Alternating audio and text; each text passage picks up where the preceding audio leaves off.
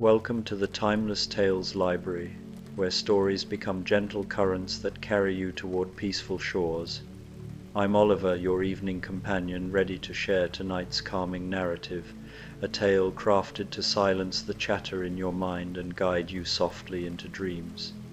The Timeless Tales Library thrives through the support of listeners like you. If you've found sanctuary here, please subscribe and help us continue creating these peaceful stories. As you settle in, comment below and let me know where you are in the world tonight, and share a place you dream of, a story taking you to, perhaps the ancient ruins of Petra, a tea plantation in Sri Lanka, the northern lights over Alaska, or a seaside cottage in Cornwall. Your ideas keep our little library glowing bright. This story is about a peaceful retreat to the Cornish coast, where the gentle rhythm of the sea and the whisper of ancient moorlands accompany Holmes and Watson as they unravel a mystery shrouded in mist and legend, a tale of shadows that dissolve like morning fog, leaving only calm understanding in their wake. Now, close your eyes and allow your body to settle. The day is behind you, and its sounds are fading. Notice the quiet around you, a soft blanket of stillness. Let that stillness flow into your mind, calming the constant chatter of thoughts. Now, as you breathe, imagine a doorway opening in your mind. This is a special door, one that leads to a place of complete rest and calm. Beyond it lies the Timeless Tales Library. This is a place made just for you, a haven where stories are whispered, not read. Every word is like a gentle breeze, every sentence a soft note of music. Tonight we step through that door together. Your bed is a private armchair by a crackling fire, the blankets a cozy throw, and the world outside has faded away. There is only this moment, this quiet room, and the tale about to begin. Let the story be your guide, a quiet current to carry you towards sleep. Fall asleep to Sherlock Holmes, the mystery of the Devil's Foot. The train carried us westward through the fading afternoon, its gentle rocking a rhythm as old as travel itself. I sat beside the window, watching the countryside unfold like pages in a familiar book, fields giving way to hills, hills softening into moors, and finally, as the sun began its descent toward the horizon, the first glimpse of the distant sea.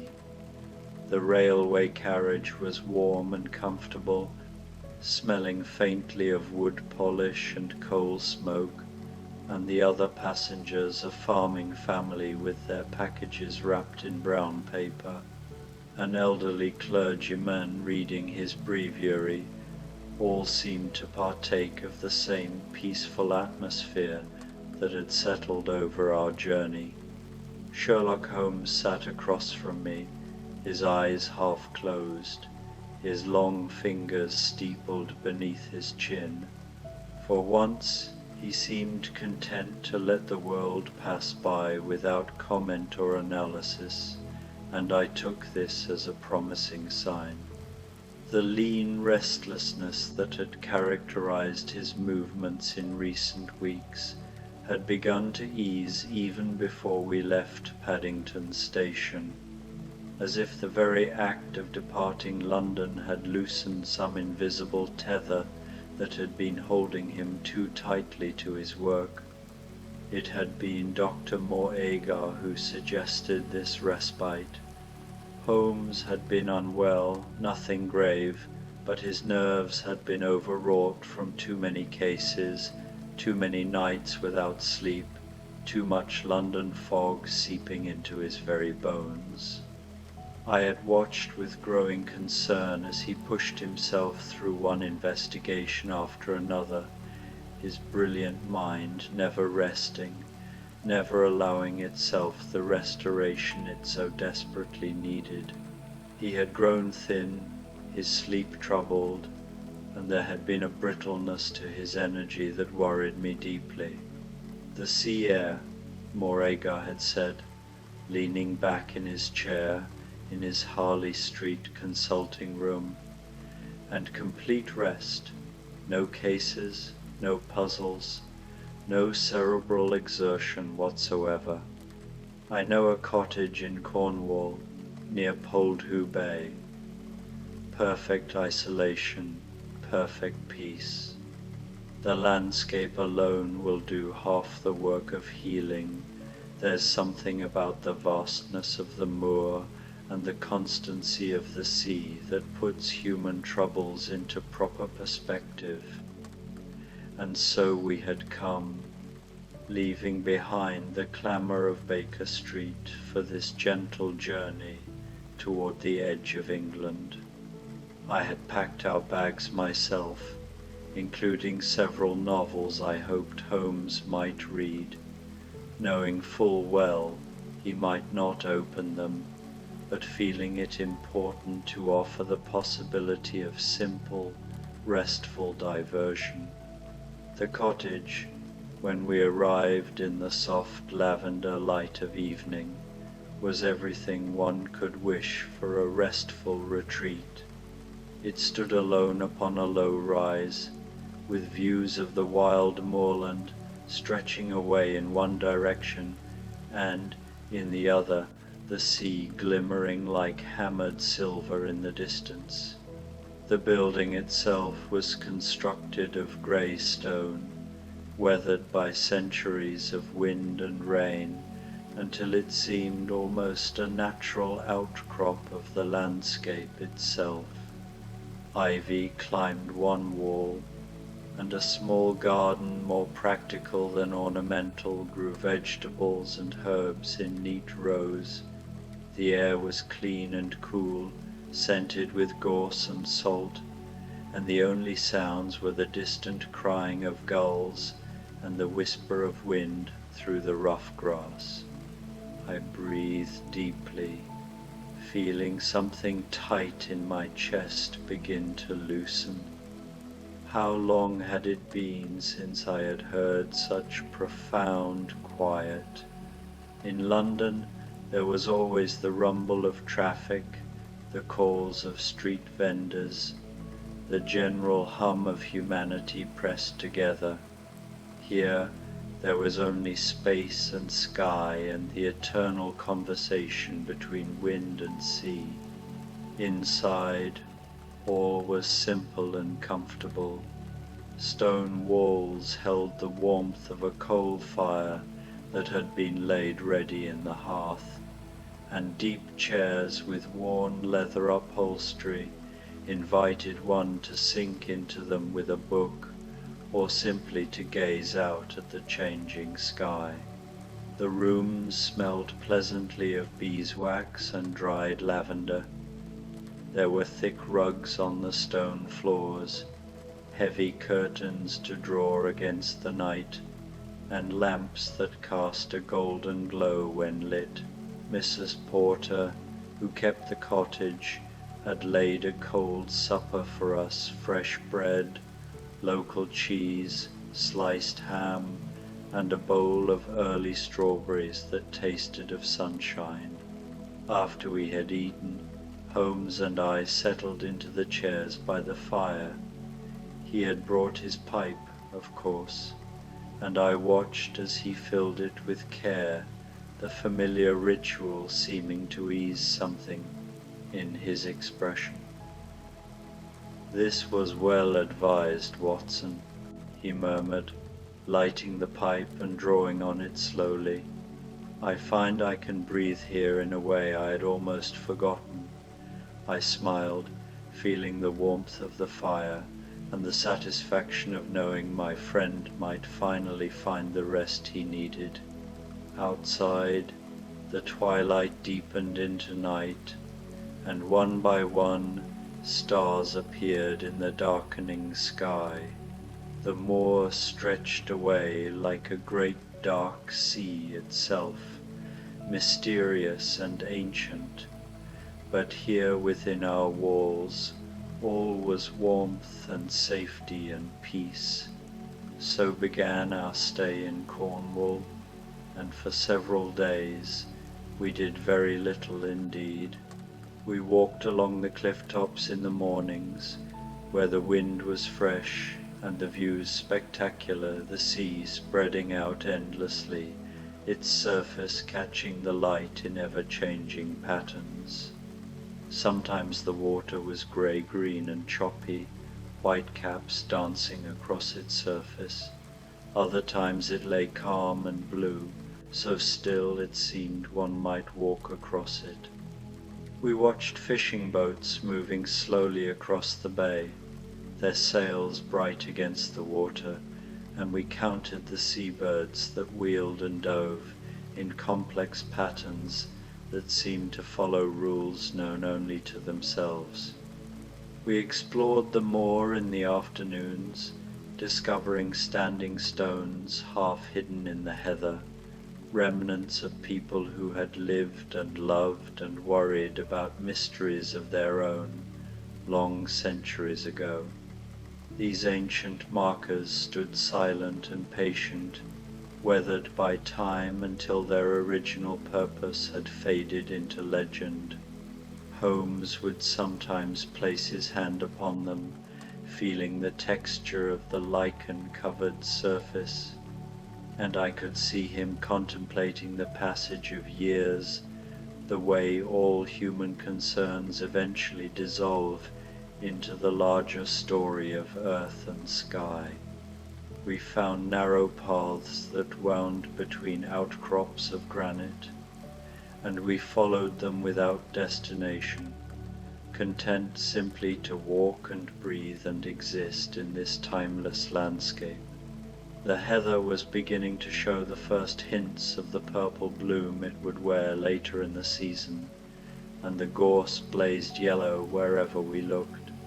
Rabbits startled at our approach, bounding away into the bracken, and once we saw a fox, red and elegant, watching us from a safe distance, before melting back into the landscape like a dream. And in the evenings we returned to the cottage, where the fire was always waiting, and the hours passed in comfortable silence or quiet conversation. Holmes would sometimes play his violin, but softly, almost meditatively, drawing out slow melodies that seemed to echo the rhythm of the waves. Other times we would simply sit, watching the fire burn down to embers, listening to the wind outside, feeling the accumulated tensions of months beginning to release their hold. Holmes began to look better. The sharp angles of his face softened somewhat, and the intensity that usually burned in his grey eyes dimmed to something more like embers than flame. He slept well, ate well, and seemed content to let each day unfold without purpose or urgency. I began to hope that we might stay here longer than the fortnight we had planned, that this place might work its gentle magic until my friend was truly restored. It was on the 5th evening of our stay that the Tregennis family entered our lives, though they did so quietly, as befitted the mood of that peaceful time. We had walked further than usual that afternoon, following a path that wound along the cliff edge toward a small hamlet called Tredennick. The light had been particularly beautiful, golden and slanting, turning the gorse flowers into points of flame and casting long, soft shadows across the landscape. The sea had been calm, reflecting the sky like polished glass, and the air had been so clear we could see for miles in every direction. We had stopped to rest at a place where the path widened, sitting on a smooth boulder, still warm from the sun, and it was there that we encountered the vicar of the parish, Mr. Roundhay, who was also taking the air. He approached us with the unhurried pace of one who belongs to the landscape, his black coat and white collar, the only formal notes in a scene of wild natural beauty. He was a gentle man with kind eyes and a soft voice that seemed to belong to this landscape, the sort of voice one might use in speaking to children or animals or in offering comfort to the bereaved.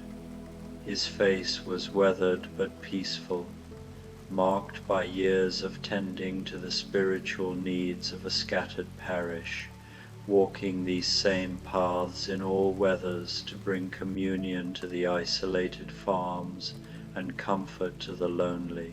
We fell into conversation easily, as one does when far from cities and formalities, and he told us something of the area, its history, its legends, the quiet lives of its people.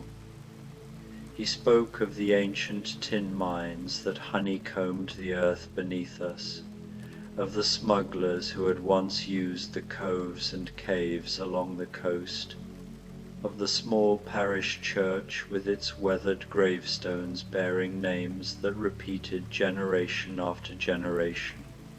His stories were gentle and nostalgic, painting a picture of a place where time moved slowly and people remained connected to the rhythms of nature and the turning of the seasons. Before parting, he mentioned that he lodged nearby with a family named Tregennis, and that they would be pleased to make our acquaintance if we cared to call. Holmes, in his newly relaxed state, agreed readily, something that would have surprised me greatly in London, where he guarded his privacy fiercely. But here, in this peaceful place, the prospect of quiet company seemed welcome rather than burdensome, and so, a few evenings later, we found ourselves sitting in the comfortable parlour of the Tregennis home as the light faded outside and candles were lit against the gathering dusk. The house was old and solid, built to withstand the coastal storms, with thick walls and small windows, but inside it was warm and welcoming, filled with the accumulated comfort of generations' worn furniture that fitted the body perfectly, faded carpets soft underfoot, shelves lined with books and small treasures collected over lifetimes. There were 3 siblings present, Mortimer, George, and their sister Brenda, along with Mr. Roundhay. The 4th brother Owen had his own household nearby, but had joined us for the evening. They were pleasant company, these T. Tregennis siblings.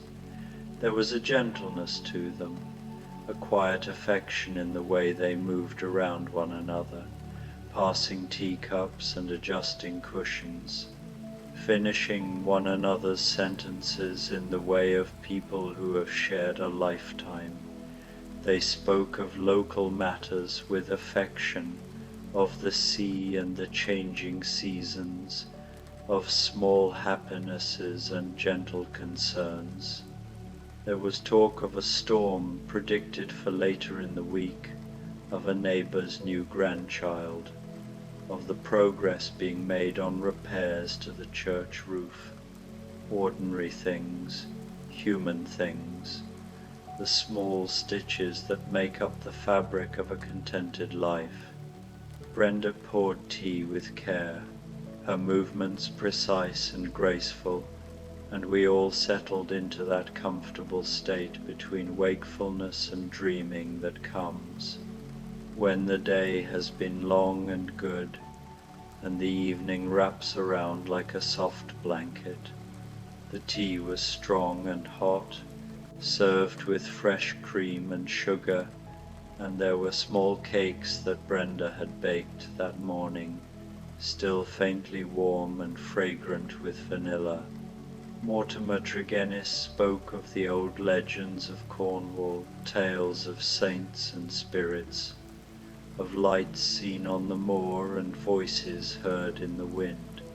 But he told them without fear, as one might tell fairy stories to children, and in that warm room with the firelight playing on the walls, they seemed harmless and almost comforting. These old stories that connected people to the land and to all who had lived here before.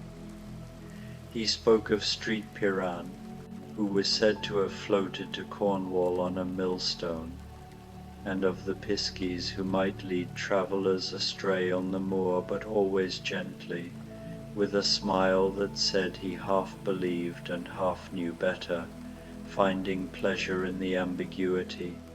"There is one tale," he said, his voice slow and soothing, settling deeper into his chair as the fire crackled softly beside him, "of the devil's foot, a root, some say, that grows in Africa, far from here.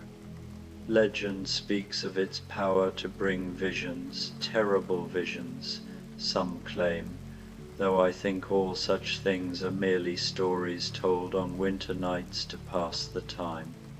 Still, there are those who say such roots were once traded along the old spice routes, valued by those who sought knowledge of hidden things, though what knowledge might be found in terror, I cannot say." George shook his head with gentle skepticism. "Mortimer collects these stories like some men collect stamps," he said fondly. "Our grandmother filled his head with such tales when we were children, and he's never quite let them go." "Perhaps I haven't," Mortimer agreed, smiling. "But they're part of this place, aren't they? Part of what makes Cornwall what it is. Every stone and stream has its story here, and whether they're true or not seems less important than the fact that people have believed them, have passed them down, have found meaning in them."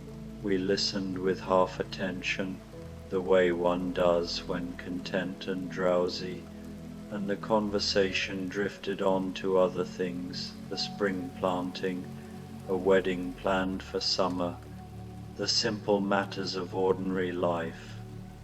Owen spoke of his plans to expand his orchard, and Brenda mentioned that she was thinking of getting a new kitten now that the old mouser had passed away the previous winter. These small, domestic details wove themselves into the fabric of the evening, creating a tapestry of contentment and continuity. When we finally took our leave and walked back across the darkening moor to our cottage, it was with the pleasant tiredness of an evening well spent. The stars were emerging one by one, brilliant in the clear air, and our path was easy to follow even in the growing darkness. We had walked it often enough by now to know every turn, every stone. The night was calm, filled with stars, and I fell asleep easily, lulled by the distant sound of the sea and the knowledge that all was well in this quiet corner of the world. But in the morning, peace was troubled, though only gently, like the first small ripple on a still pond. Mr. Roundhay arrived at our cottage shortly after breakfast, his face pale but composed. "Forgive the intrusion," he said, "but something disturbing has occurred at the Tregennis home. I wonder if Mr. Holmes might offer his insight." Holmes, who had been reading by the fire, looked up with interest but not alarm. "Of course," he said quietly. Tell us what has happened." The story was strange and sad. During the night, Mortimer Tregennis had returned to check on his siblings, who had remained at the family home. He found them still sitting around the table where we had left them, but Brenda was dead, and her two brothers, George and Owen, were in a state of terror. Their minds seemingly fled to some far place, from which they could not return. They sat staring, unseeing, while Brenda had fallen forward, her face still showing the traces of some great fear. Yet even as Mr. Roundhay told us this, there was something in his manner that kept the horror at bay. Perhaps it was the morning light streaming through our windows, or the continued calling of the gulls outside, or simply the fact that Holmes received the news with thoughtful calm rather than dramatic reaction. "Most unusual," Holmes murmured, his fingers steepled. "And you found no sign of violence?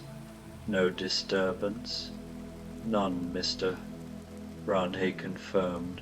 The room was as we left it. The window was shut, the door closed. It is as if some phantom fear descended upon them and departed, leaving this tragedy in its wake." Holmes rose and reached for his coat. "Watson, would you care to accompany me? The morning is fine, and perhaps a walk to examine the scene will reveal some natural explanation for these events." And so we set out across the moor, the three of us, walking steadily through the soft morning air. The tragedy, while sad, seemed somehow distant, as if it belonged to the realm of dreams rather than waking life. The moor was alive with birdsong, and the heather moved gently in the breeze, and these living, peaceful things seemed more real than death and fear. At the Tregennis house, Holmes made his examination. He moved slowly, thoughtfully, through the room where the tragedy had occurred.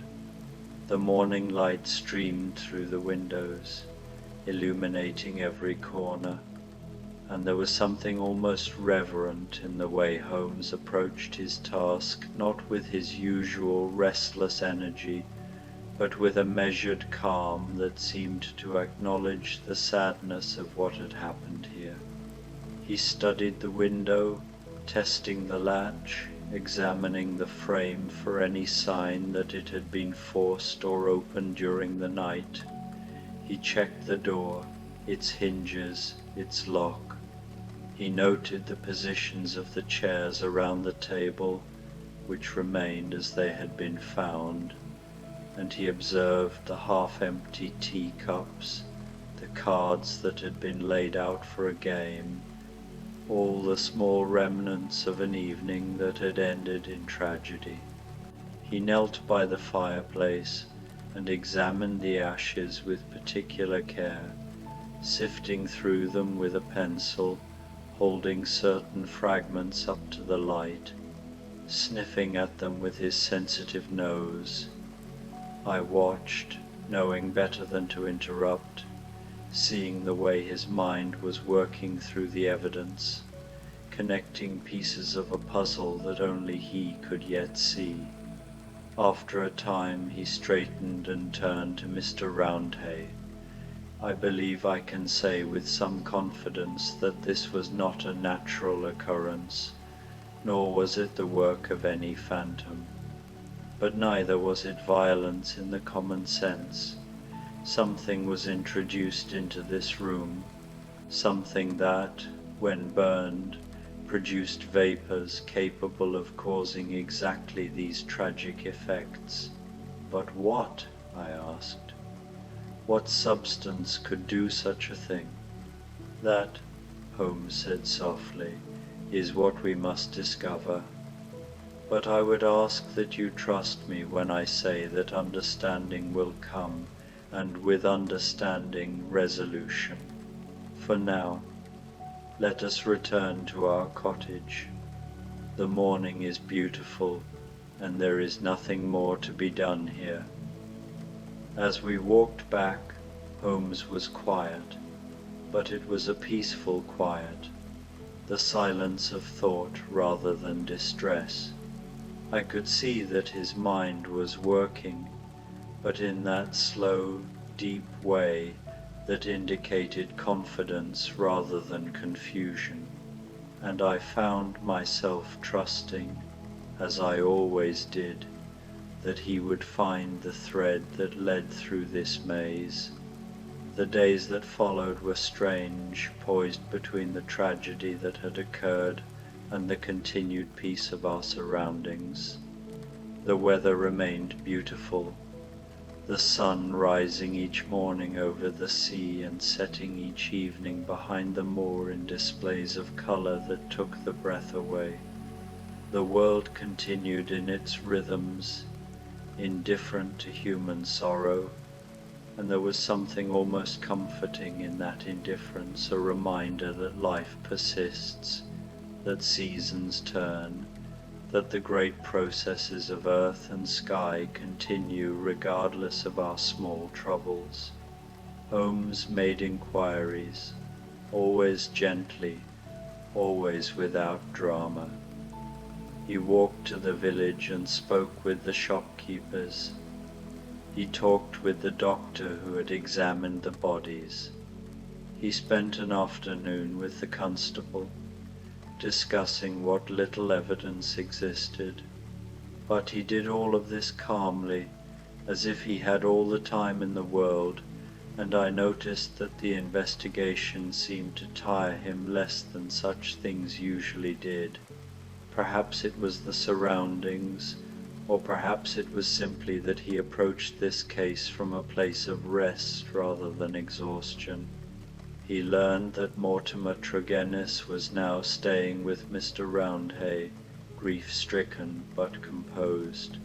He learned that there had been family tensions, old disagreements about inheritance and affection, the common sorrows of any family matters, of money and property that had created small rifts, never quite healed. But nothing that seemed to explain what had happened, nothing that pointed toward the horror of that evening. And then, 2 mornings later, Mortimer Tregennis himself was found dead in his room at the vicarage, under circumstances eerily similar to those that had befallen his siblings. He sat in his chair by the window, his face frozen in an expression of terror, though nothing in the room suggested violence or struggle. This time, Holmes's examination was even more thorough. He spent a long time in that room, and when he emerged, there was a light in his eyes, not excitement, but understanding. "Watson," he said, "I believe I know what happened, and more importantly, I believe I know who is responsible. But to prove it, I must conduct an experiment, and it is one that will require your courage and your trust." I looked at my friend, at the clarity in his expression, the calmness in his manner, and I nodded. "Always," I said simply. That evening, as the sun set and the first stars appeared, Holmes prepared. He had obtained a small amount of a substance, a root, ancient and rare, that had travelled across seas and continents to find its way to this remote corner of Cornwall. It was, he explained, the devil's foot of legend, though its origins were botanical rather than infernal. The root itself was gnarled and dark, unprepossessing to look at, and yet it held within it a power that seemed almost impossible to believe. When burned, its smoke produced hallucinations of the most terrifying nature, and in an enclosed space it could kill. Holmes explained this to me carefully, his voice steady and matter-of-fact, as if discussing the properties of any other plant. He told me of its use in certain African rituals, of how explorers had documented its effects, of the few samples that had made their way to England for scientific study. And he told me that he believed this was what had killed the Tregennis family. A small amount burned in the fireplace of their parlour, producing smoke that trapped them in visions of such profound horror that their minds could not withstand it. "There is one man," Holmes said, his grey eyes serious in the lamplight, "who would have both the knowledge and the motive to use such a thing. Dr. Leon Sterndale, the explorer. He has been in Africa. He would know of this substance, and he loved Brenda Tregennis. I have confirmed it through careful inquiry. When Mortimer told him what had befallen his siblings, Sterndale understood immediately what must have happened. He saw through the mystery in an instant, for he alone had the knowledge to interpret the signs, and so he took justice into his own hands, using the same method to punish Mortimer, whom he believed responsible for his beloved's death." "But Holmes," I protested, "how can you prove this?" "By demonstration," he replied. "I will burn a small amount of this root, and we will observe its effects, but I will do so safely, with the windows open and only the briefest exposure. You must trust me, Watson." I did trust him, though I confess my heart beat faster as he prepared the experiment.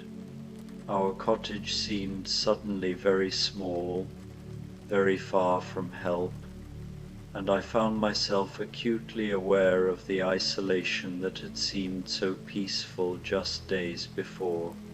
But I looked at Holmes's calm face, at the careful precision of his movements, and I steadied myself with the knowledge that he would not risk us unnecessarily. He placed the smallest fragment of the root in a metal dish, a piece no larger than a pea, and set it alight with a match. Almost immediately, a thick, oily smoke began to rise, filling the air with a sharp, acrid scent that caught at the back of the throat. The smoke moved strangely, too thick, too heavy, coiling in patterns that seemed almost purposeful. For a moment, just a moment, the room seemed to change. The shadows grew longer, darker, reaching toward us with what seemed like intention. The familiar comfort of our cottage felt suddenly uncertain, as if the walls themselves had grown thin and something vast and cold pressed against them from outside. I felt a touch of something cold at the base of my spine, a whisper of primal fear that made my hands clench on the arms of my chair. But then Holmes threw open the window with a swift, decisive movement, and the night air rushed in, clean and cool, carrying away the smoke, and with it that brief moment of unease. The stars were bright above, the moor stretched away, peaceful and solid, and the moment of strangeness dissolved like mist in sunlight. I drew a deep breath, then another, feeling my pulse slowly return to normal. "You see," Holmes said, his voice steady, standing by the open window with the clean wind moving past him. The effect is immediate but fleeting. In an enclosed room with a larger amount, the result would be what we witnessed, a horror so profound that the mind cannot sustain it. But here, with immediate ventilation and only the briefest exposure, we experience merely a shadow of its power, enough to understand, not enough to harm. He looked at me with concern. "Are you well, Watson?" I nodded, finding that I was. "Yes," I said, and discovered it was true. The fear had passed completely, leaving behind only the memory of fear, which is a very different thing. It was unsettling, but brief. "Precisely," Holmes said. "And now we know. We have experienced in miniature what overwhelmed the Tregennis family in full measure. Knowledge, Watson, even of terrible things, has a way of rendering them less terrible. It is the unknown that truly frightens us." The next day, Holmes presented his findings to Dr. Leon Sterndale, who had returned to the area. They spoke privately, and I was not present, but later Holmes told me what had passed between them. Sterndale had confessed everything. He had loved Brenda Tregennis with a love that spanned years and distance. When he learned of her death, and understood its cause, for he recognized the signs immediately, he had sought to avenge her, using the only means at his disposal, the terrible knowledge he had gained in his travels. He had not acted from cruelty, but from a grief so profound it had overwhelmed all other considerations. Mortimer, driven by greed and resentment over family disputes, had used the route to eliminate his siblings, hoping to claim their inheritance. And Sterndale, in turn, had used the same terrible method to ensure justice was done. "And what will you do?" I asked Holmes. He was quiet for a long moment, looking out at the sea. "Nothing," he said at last. "Justice has been served, after a fashion, and to pursue the matter further would serve no purpose but revenge. Sterndale will leave Cornwall and never return. That is punishment enough, I think.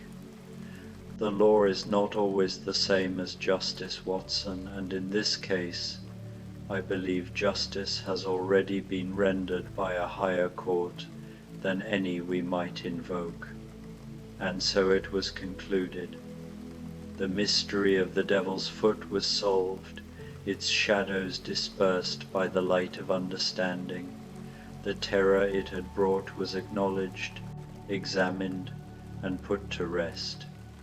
The law would not be involved, for Holmes judged that human justice had already been rendered, and the complex truths of love and loss and vengeance were too tangled for any court to unravel fairly. In the days that followed, a deep peace settled over our retreat once more.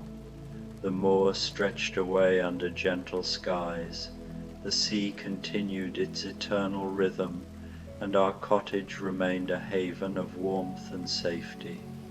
Holmes seemed lighter, as if solving the mystery had allowed him to set down a weight he had not known he was carrying.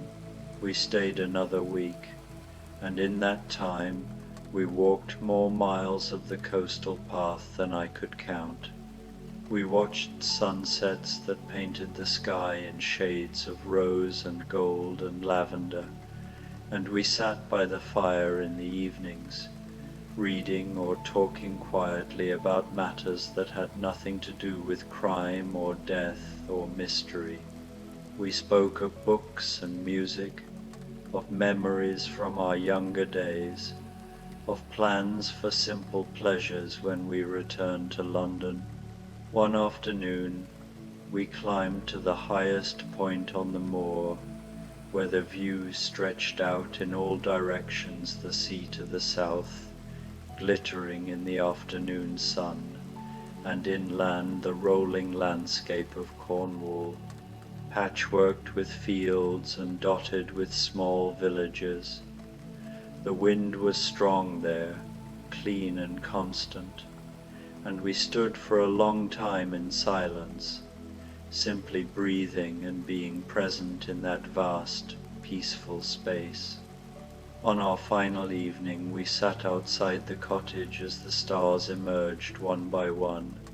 The air was soft and still, carrying the scent of the sea and the moor, and everything seemed suffused with a gentle contentment. A nightjar called from somewhere in the darkness, its churring song ancient and soothing. "This place has been good for us, Watson," Holmes said quietly. "For me, most of all. I find that sometimes one must step away from the darkness to remember that light exists, that most people live good, quiet lives, that tragedy when it comes can be understood and absorbed and moved beyond." I nodded, feeling the truth of his words settling into my bones like warmth. "Will you rest easier now?" I asked.